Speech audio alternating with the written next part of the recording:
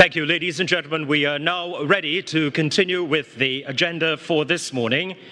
And I now invite the Honorable Philip J. Pierre, Prime Minister of St. Lucia and CARICOM lead head with responsibility for sustainable development and chair of the Council for National Security and Law Enforcement Consulae, to deliver remarks. Ladies and gentlemen, please welcome the Honorable Philip J. Pierre, Prime Minister of St. Lucia.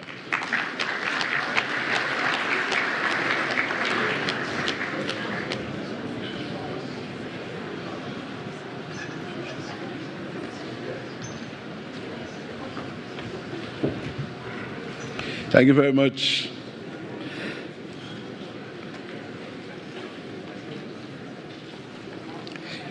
Let me recognize the Prime Minister of Trinidad and Tobago, our host Prime Minister, and other Prime Ministers and fellow heads of government, ministers, leader of the opposition, members of Parliament, ladies and gentlemen, good morning. Good morning. I'm very pleased that soon after the 44th regular meeting of the CARICOM Conference of Heads of Government held in the Bahamas in mid-February on the matter of crime as a public health concern, this special symposium has been convened to address that critical subject. I thank Prime Minister Rowley and the government and people of Trinidad and Tobago for their trademark Trinidad and Tobago hospitality, which my delegation and I have received. We must admit that this conference is timely, and I'm pleased that the community has embraced this approach. I commend Prime Minister Rowley for reviving this initiative.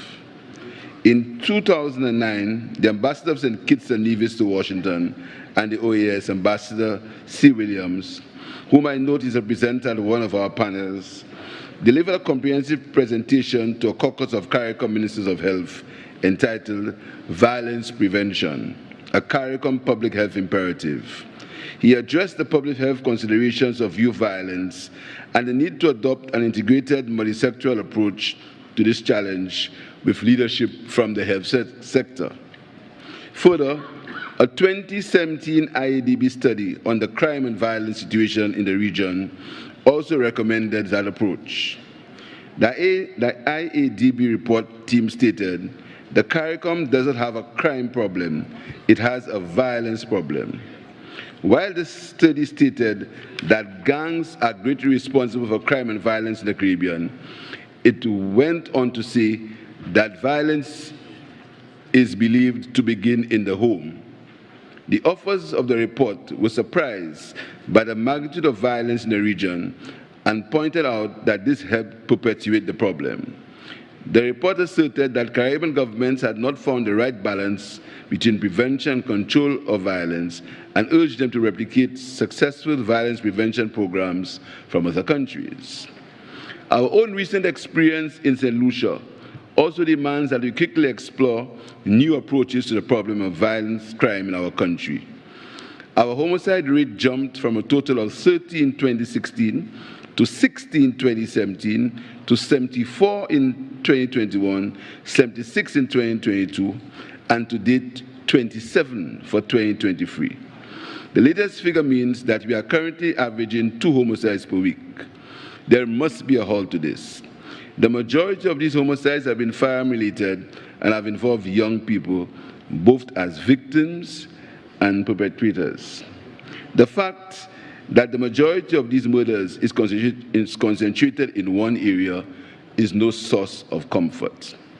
The rising crime rate is occurring in the context of various policies and laws that have been in place to combat violent crime.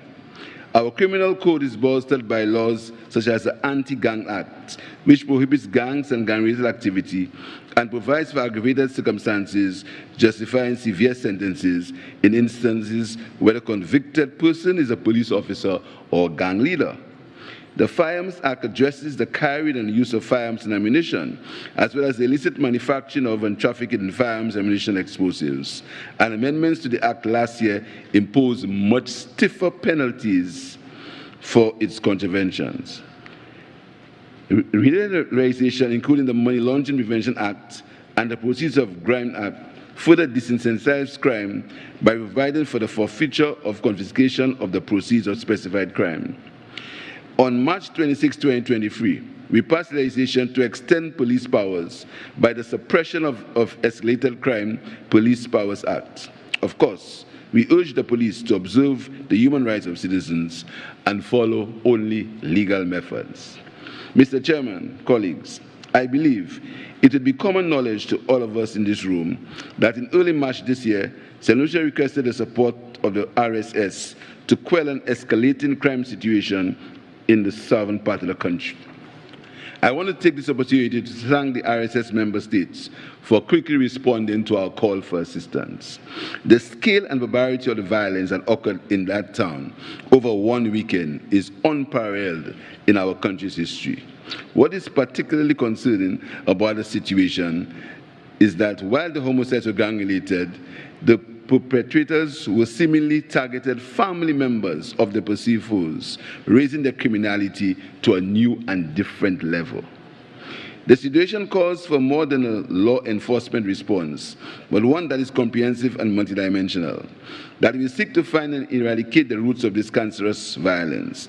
But as we all know, Mr. Chairman, violence, particularly organized gang violence, is a disease that is not easily arrested, especially in a reactionary mode and a scenario where it is aided and abetted by the influx of guns and ammunition from outside of the country, notably from the United States. We therefore welcome this symposium, as we in St. Lucia are in the early stages of implementing social and crime suppression programs that can provide an avenue for the resolution of that situation. My government is convinced that crime must be tackled scientifically and as a public health concern. While we continue to provide unprecedented resources to our police force, it has become clear that a proactive and evidence-based approach can bring about a sustainable abatement of crime and antisocial behavior in our country. There is also the crucial matter of diverting our young people away from crime, and my government has put in place a basket of initiatives to drive this. The first of these is the creation of a youth economy, which aims at helping our young people to become entrepreneurs and business people. The vehicle for this transformation is an agile, specialized youth agency, the YE, which will provide financial and technical assistance to our youth to convert their hobbies into entrepreneurship and skills into business. Related initiatives include the Youth Resilience, Inclusion and Empowerment, YIRE, programs which will develop the learning output of St. Lucian youth, prepare them for professional job opportunities, connect them with professional development initiatives, and strengthen the St. Lucia community and family structures that impact youth development.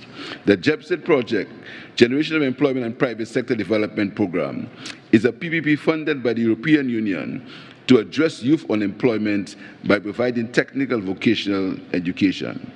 There is also a program entitled Opportunities to Advance and Support Youth for Success, which will seek to improve the diversion of youth away from custodial sentences, support evidence-based diagnosis and treatment in rehabilitation and diversion, and facilitate the reintegration of youth in the St. Lucian community after rehabilitation. Mr. Chairman, I'm also hopeful that our symposium will produce a regional plan of action to tackle crime in a proactive and preventative measure. Public health and public security share similar policy objectives, as they both aim to provide the maximum benefit for the most people. In considering the application of the public health approach to crime and violence in our region, there are a number of observations and questions to which we hope the symposium can provide answers. At the regional level, I see parallels between the role played by CARICOM in a public health context and impacts. Therefore, I see a reformulated impacts that will adapt CARICOM techniques to take the lead in the application of the regional public health approach to the prevention of crime and violence. A public health approach to public security will require huge investments in capacity building, both in terms of equipment and training of frontline personnel. Ideally, we will need a comprehensive assessment of the training needs for a whole of government and whole of society approach to crime prevention and control. We need a core of well-trained and resilient counselors and psychologists in our schools and communities who can handle the emotional stress of working with at-risk children and provide family therapy for young people at the risk of gang involvement and exploitation. The approach is what I mean will create the understanding that the underlying economic, social, and environmental drivers of crime and risk factors are applying targeted interventions to help divert individuals, families, and communities at high risk away from violent crime. Mr. Chairman, a focus on the family and the community is warranted because these are the incubators of good and bad behaviors and values. So the family, so goes the community. And so we need clear and early warning indicators that the risk factors of serious violence that can enable the relevant agencies to act and then assess the effectiveness and impact of their interventions.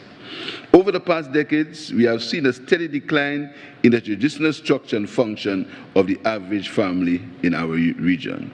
And this is not helped by a work system of shift where several parents have to be out of the house at hours when the children are in. The system that allowed parents to earn their living while the children were cared for by immediate and extended family members is no more. Disrupting the transfer of positive values. A preventive approach would entail the deployment of multidisciplinary teams of family practitioners to give sustained moral and emotional support to at-risk families. And while we are at, Mr. Chairman, we must take an urgent and hard look at our education system to ensure that it's not contributing to the situation rather than to the problem. I also see the benefits from applying the primary health care architecture in our countries to public scrutiny, with community police stations adopting the preventative culture and approach of community health centers, contributing to research on standard public security data, and feeding intelligence to a central point where it can be analyzed. And recommendations set up the chain of command for targeted interventions and antisocial behavior from hotspots. Of course, Mr. Chairman, this will have to be done securely and confidentially. While the different national circumstances will dictate how the public health approach may be implemented in each member state, the securing of the additional financial and other resources to sustain this work will have to be undertaken on a regional basis. One question that we have to ask ourselves, Mr. Chairman, is given the weaknesses in some of our public health systems, can they realistically be incorporated into a public health approach in stopping violent crime? It is understood that both Trinidad and Tobago and Jamaica have attempted the public health approach models against violent crime. The Cure Violence pilot project was used in Trinidad from 2014 to 2017. An evaluation by the Arizona State University found a 45% reduction in violent crime in the service area. And this was regarded as providing strong evidence for expanding the method to effectively reduce homicides, woundings, and shootings. In Jamaica, the Jamaica Injury Surveillance System used the approach for injury prevention. If these models did so promise as indicated by the evaluators, why have they not been applied in the region? And if so, why have these countries continued to experience significant rates of homicides? While I've been referring to gun-related homicides in my remarks, other aspects of violent crime in our region should also be considered. In fact, homicide is just a part of the band of outcomes of violence. One of the most notable for us in CARICOM is domestic abuse. It is well known that gender-based violence is a problem across the Caribbean.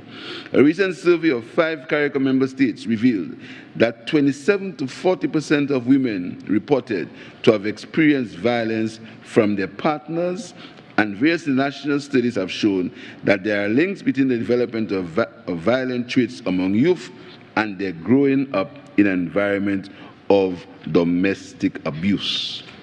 In 2007, the UN and World Bank study entitled Crime, Violence and Development Policy Options for the Caribbean, while lauding the evidence-based system of the public health approach, pointed out one drawback.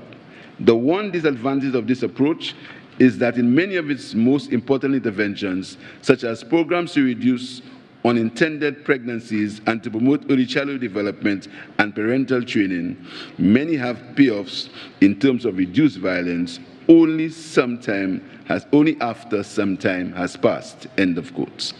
This means, therefore, that we still have to grapple with strategies to reduce violent crime in the interim, and consequently, the criminal justice approach must be fortified, although Caribbean governments are said to have an over-reliance on it. It should also be pointed out that the same study declared that not all public health-inspired interventions have delayed effects. Limiting the availability of alcohol and providing recreational and mentoring programs to remain in school, for example, may all produce relatively quick impacts. Mr. Chairman, with the adoption of a public health approach to violent crime, what we will be embarking upon is the creation of a legacy of a Caribbean that is as much a safe and secure place for our children in the future as it was for us when we were children in the past. We have a responsibility to our people to provide them with the necessary resources so that they can become wealth creators and custodians of our patrimony. I welcome this symposium and ask that we move swiftly to implement the recommendations which will be put forward. We cannot afford otherwise. I thank you.